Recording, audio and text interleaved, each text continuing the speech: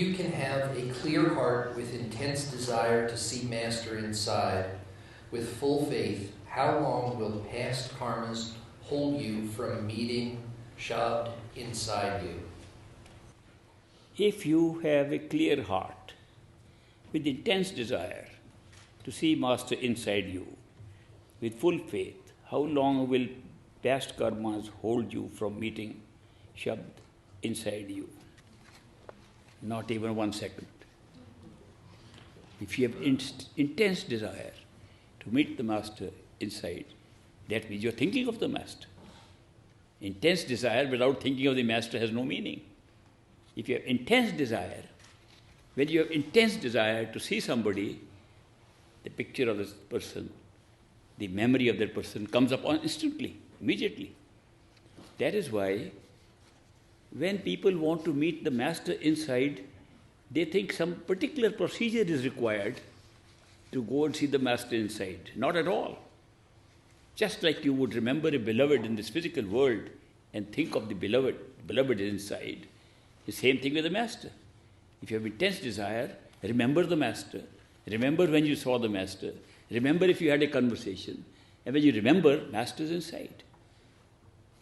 Supposing you do meditation, that means you close your eyes and want to sit at the third eye center.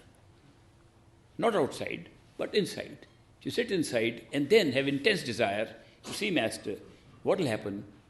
You will automatically remember the Master, and Master's picture will come.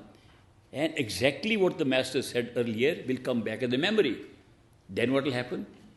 If your intense desire is there, after the memory of what actually you saw with the Master, Master will still be there speaking to you.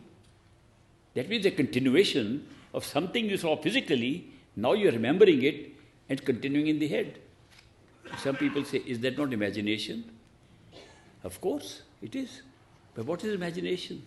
Imagination is entry into the third eye center. Imagination, I told in the morning, is the way to enter there. But once you imagine, you will notice that Master will say things you are not imagining at all. Master will depart from your imagination and he is present just because he accepted you. If you are an initiate of a perfect living Master, at the time of initiation, the Master places himself inside us. And when we imagine or we remember, most importantly, remember, not make up an image. When you remember the Master as you saw him, and you remember him with your eyes closed, which you see inside then the Master begins to say things and do things which are not your imagination. But there is a possibility the same thing can be done by the mind. The mind can also produce the image of the Master, and the mind speaks and we think the Master is speaking. That danger is there. So, Masters are aware of it. When they initiate us and accept us and want that we should be able to talk to the Masters inside, they give us a few words as a mantra, as a simran to repeat. And as they initiate us or accept us, they empower these words, which makes the mind helpless when those words are being spoken and cannot create an image of the Master. The face of the Master, the eyes of the Master, the forehead cannot be created by the mind if those words are being spoken, given by a Master at initiation.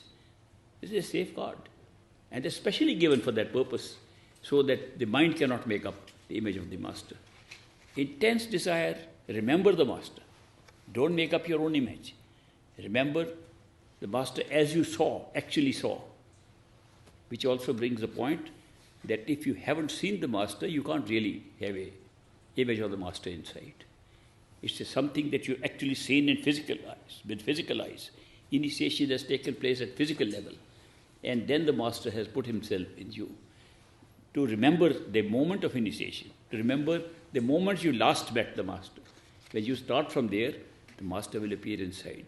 It won't take any time at all.